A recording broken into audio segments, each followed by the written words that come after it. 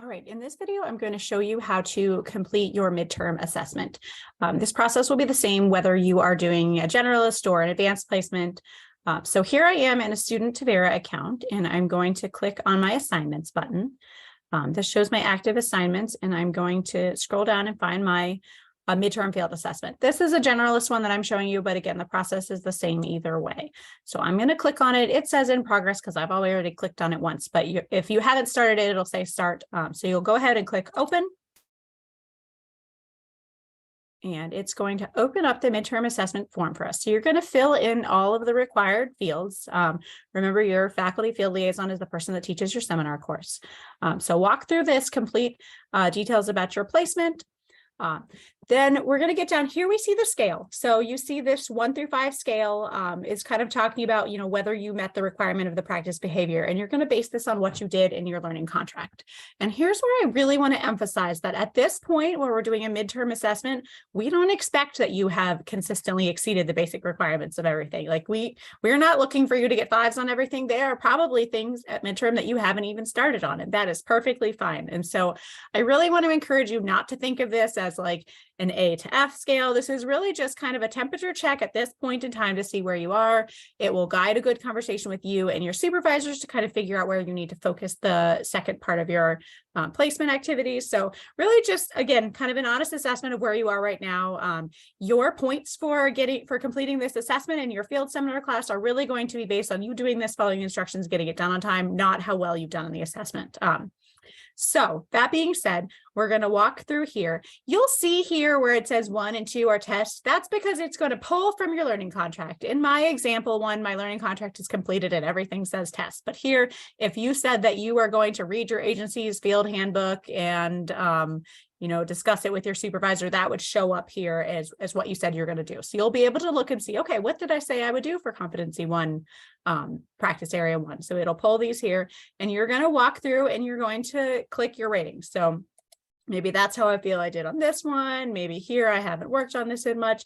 You'll notice I can't click in my supervisor's comment for button. So really, you're just going to walk through the whole thing, and you're going to rate yourself as you think you've done based on what you said you would do in your learning contract. This is a good point in time to be reminding you what is in your learning contract if you haven't been looking at it along the way. Then you get down here as your comment here.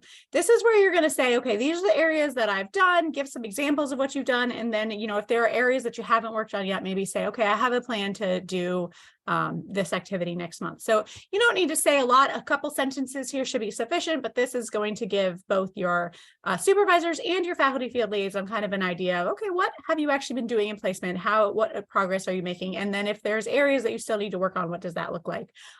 This is also a good point to notice if there are things that are on your learning contract that you're like, oh, I don't know if that makes sense anymore. Talk to your field instructor and your field faculty liaison about that. This is a good point in time to be checking in on those things. So that's really the process. You're going to do that for each competency. So going through all 9 competencies, checking the rating buttons for each practice area, and then putting your comments. So when we get down to the bottom,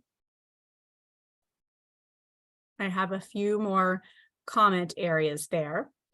So I'm going to give some comments about my strengths. I'm going to give some comments about maybe areas that I could improve in. And then I'm going to give some comments for areas that I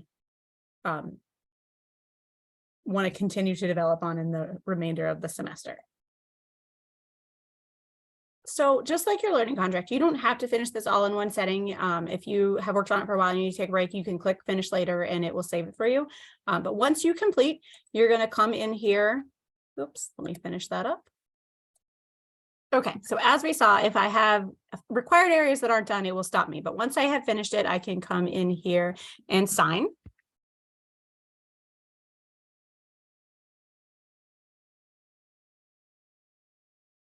And then I click submit, and it's going to make sure it's sending it to the right person. So here's where, if you have a site supervisor, so remember, this is a person that might not have an MSW degree, but does oversee your day-to-day work on your site, you would fill them out here. If you don't have a site supervisor and you just have an MSW field instructor, then you can say skip this signature and you would just send it to your field instructor.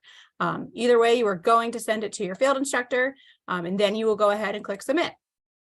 And now it's done, and I can see here that it is waiting on my field instructor. And remember, your field faculty liaison, they'll be able to see it move through the progression too, so they'll know where it is. But we want to emphasize that you think about the due date that you have for this assignment, and you give your field instructor and site supervisor, if applicable, plenty of time to get this completed so that it's done by the due date.